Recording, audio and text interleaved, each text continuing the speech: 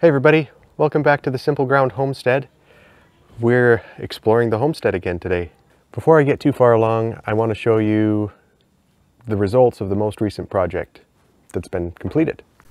So for the last couple of days we've been out staining our house. It's not really a stain, it's more like a colored oil. We really like it because next spring we can go and put another coat right over the top without any sanding or anything. It's called Preserva wood. Not that that product is any better than anything else, but we really liked it. Going to take a walk across the deck here. Definitely less than picture perfect.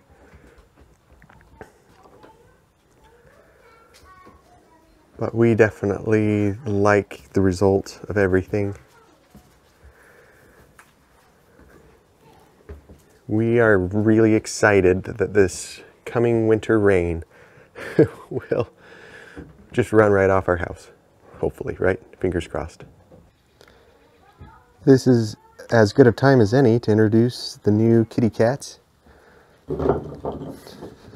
Now, a few of you have noticed them already, and we've had them for quite a few months now, but I haven't been able to introduce you to them yet.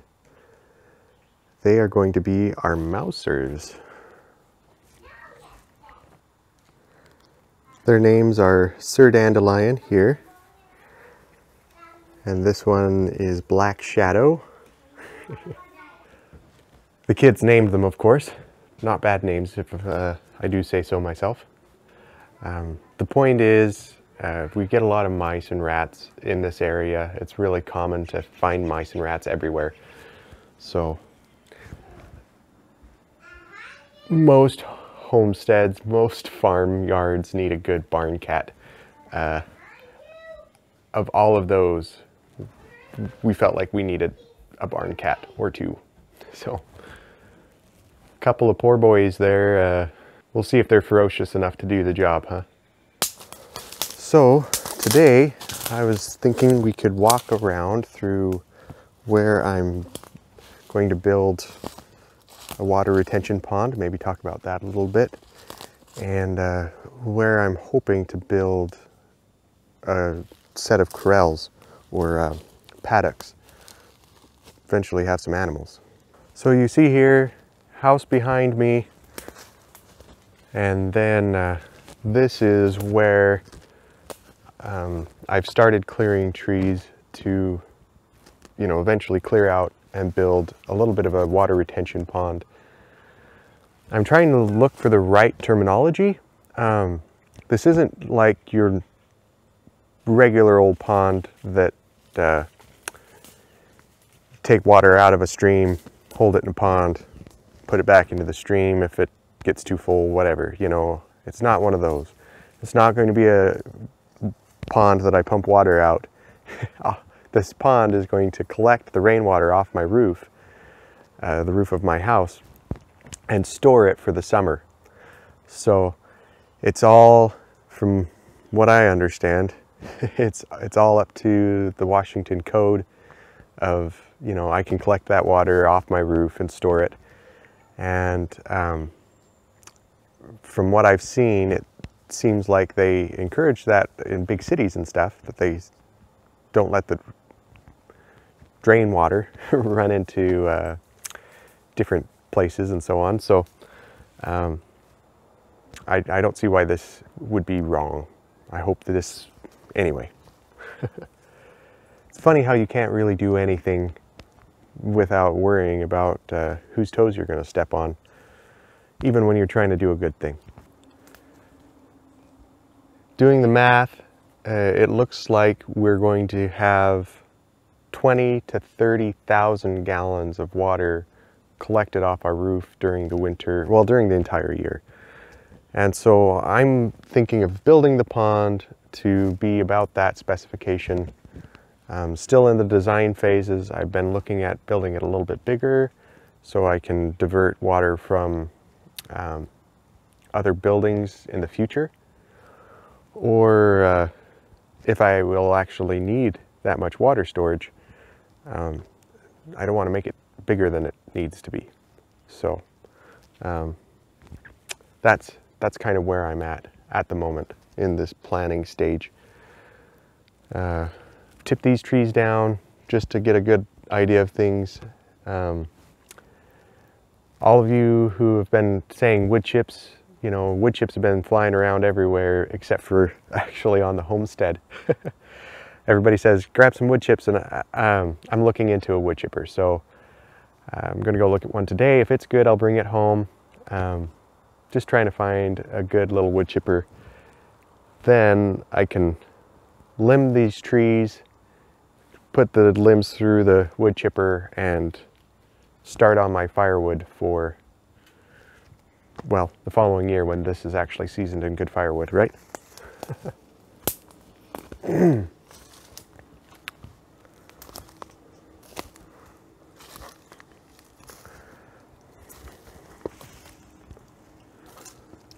So this pond is going to be here where there is just a slight natural slope. It's not a very steep slope at all.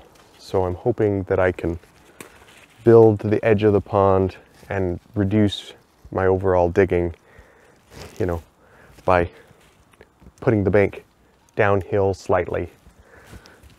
Hopefully it works.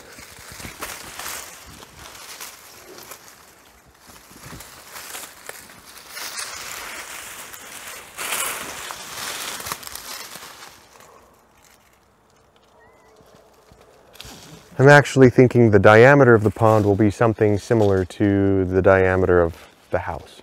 So we'll see if that ends up being the way it is. Probably not going to be perfectly circular. All of this planning is still in its beginning stages.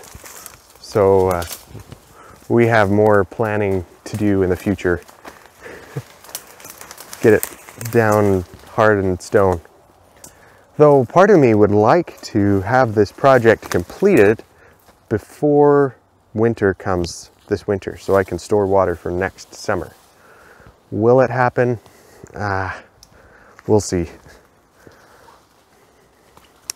So we're getting back into this dense growth, and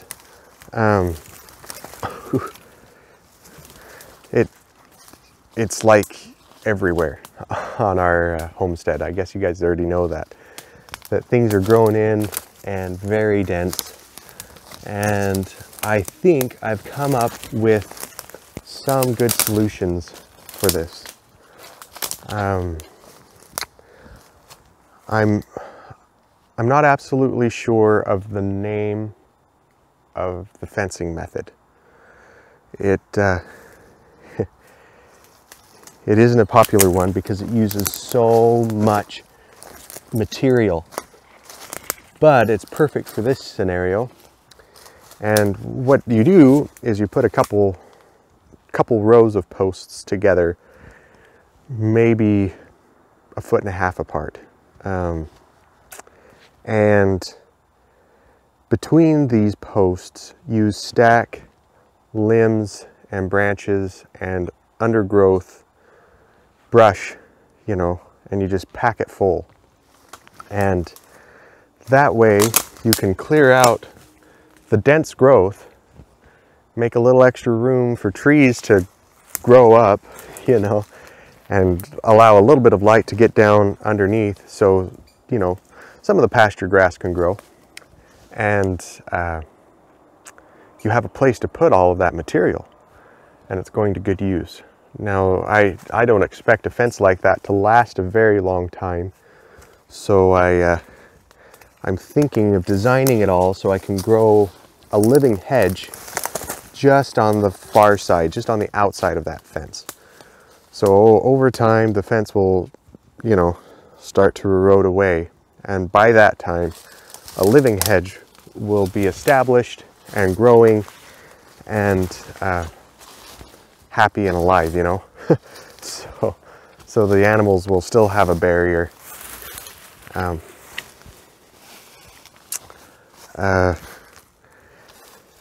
Where will that line go? I'm standing on one of the edges, you know, just beyond over there is my wetland area, and I need to protect that. So keeping that all in mind. And I don't want to harm the natural structures that are here. So I'm keeping that all in mind as I go. And I drew it all out on Google Earth. And do I remember how many acres it would be? I don't remember. It's not very big. It could be 3 acres. But at this point, I don't want to be too overkill on any animals or anything. I don't want to have a huge herd of anything. We'll see how things change as we go forward.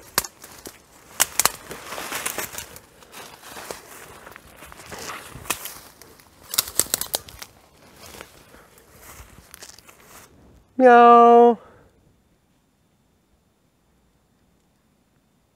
Meow. The poor cat is looking for me. He wanted to come with me. Meow. He's lost. He's lost over there. I'm Mama right now, so he's calling for Mama. Where are you?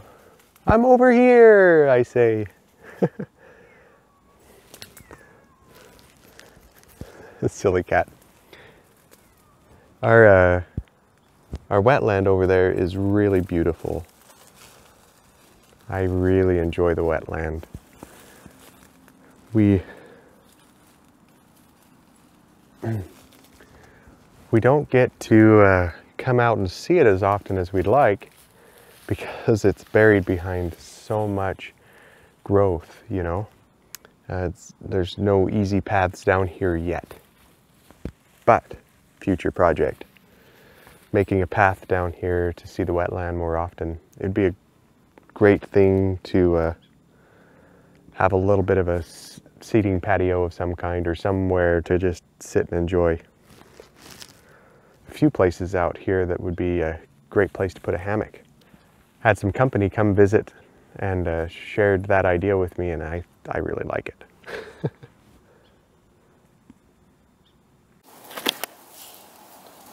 They finally caught up with me.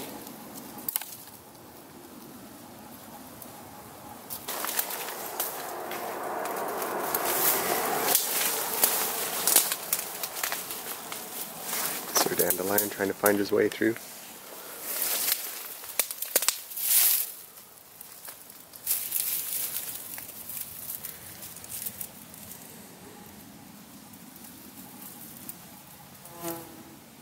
Black Shadow being just as curious as a cat.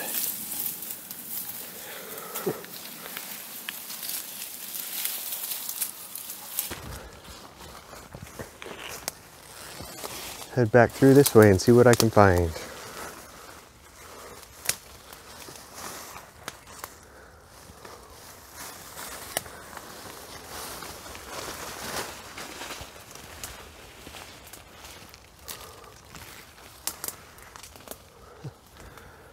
Going through this part of the forest is pretty tricky. There's Devil's Club everywhere. There's some. Here's some Devil's Club here. They can be prickly and they can irritate. They haven't really made my skin swell up too much, but every once in a while I get a good whack and it hurts. Burns for a while.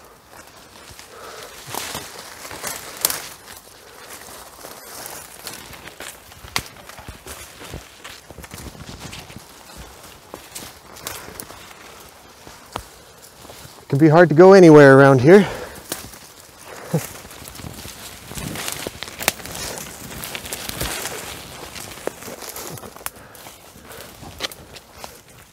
I'm sure I'm not holding the camera very steady. Thanks for sticking with me.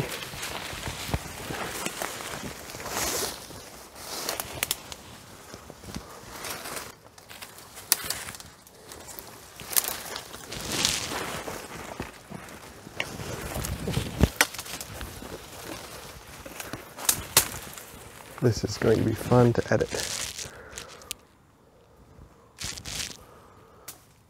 Wow, I found something cool. So I found here a plant that looks to me like salal. I've been introduced to this plant through books, but and I've seen smaller ones, but this one is big. This is a really big bush growing in all this thick here. The berries are supposed to be edible, and they say that quite often the little bugs like to hide in the end there. So you pinch to open it up, make sure there aren't any bugs, and then you can eat it. I get nervous eating something like this that I don't have positive idea on, so I'm not actually going to put it in my mouth. But I'm still really excited that I found a big patch of it. The other patches I've seen have been really small, and those are really big. So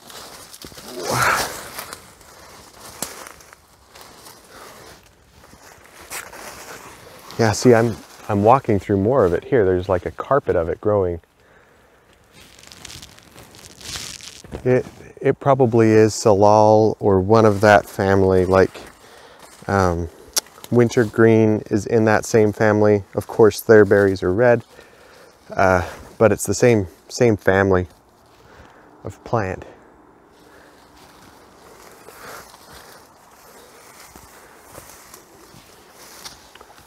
Really cool. Get down here to this tree. I visited this tree before. See if I can get out to where you can see it though.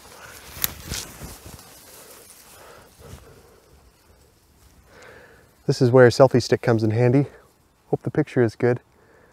This tree has grown sideways for a while and then up. And there's this pond here that usually holds water. It's still holding water, but it's kind of a soggy mess down there. The kind of soggy mess that grows good, healthy things. So keep those frogs around and stuff. Frogs and salamanders and or whatever they're all called.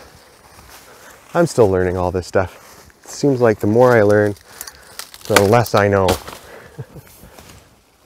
The more I have to learn.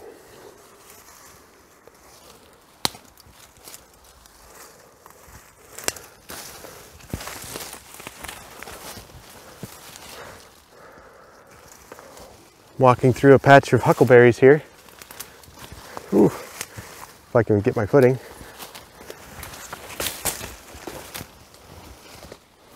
Oh, exciting. They're old on the bush, but these are a wild blueberry. I found a blueberry bush. Oh, that's exciting. Here's a ripe one.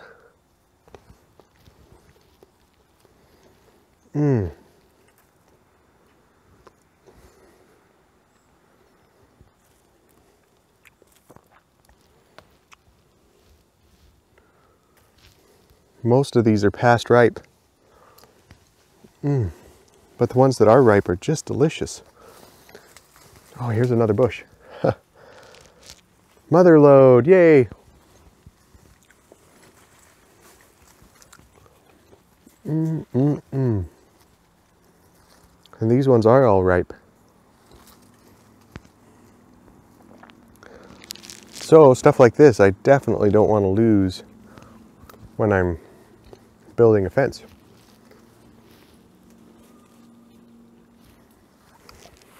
And honestly, a lot of it's going to lay on the outside and not on the inside. So I've got to have one more of these. Oh, but that one's not ripe.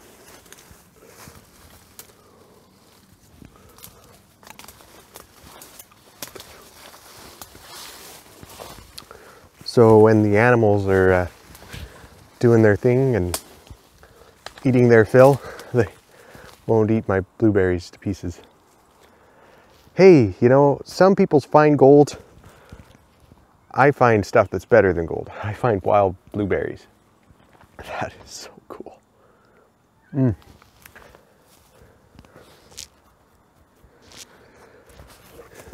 Everybody who watches my channel knows I'm kind of crazy.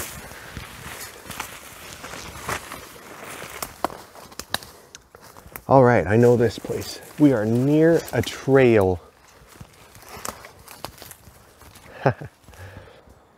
So this is the trail here. Can you tell? I guess you can watch me walk through it. But this is so much easier going. Haven't cleared it wide yet, so I still have to duck. But my feet know where to go. There's my place to step over.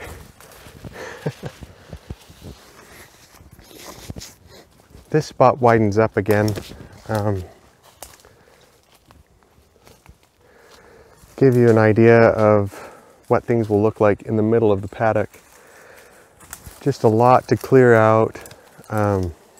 But as soon as it's cleaned up, I think it'll make a really nice place to have animals. Like to get it done here. So we haven't made it very far. I'll turn a little bit. The light that you see coming through these trees over here is actually the spot I cleared for that pond.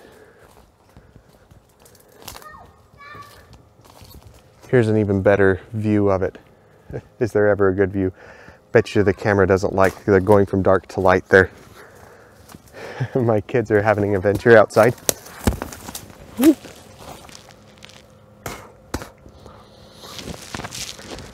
That wasn't very nice. The blackberry took my hat.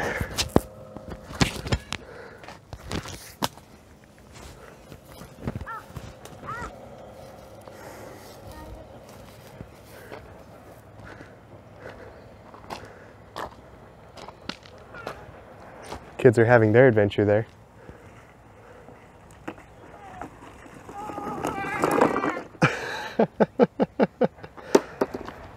Hey Rowan, you forgot to change into your play outside clothes. You're still in your pajamas.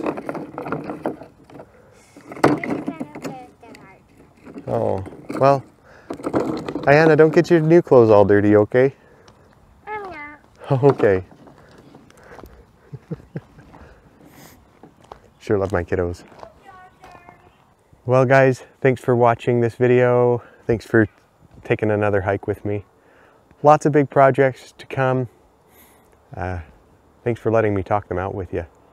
Go ahead and do what you guys are awesome at doing and throw those comments and suggestions at me.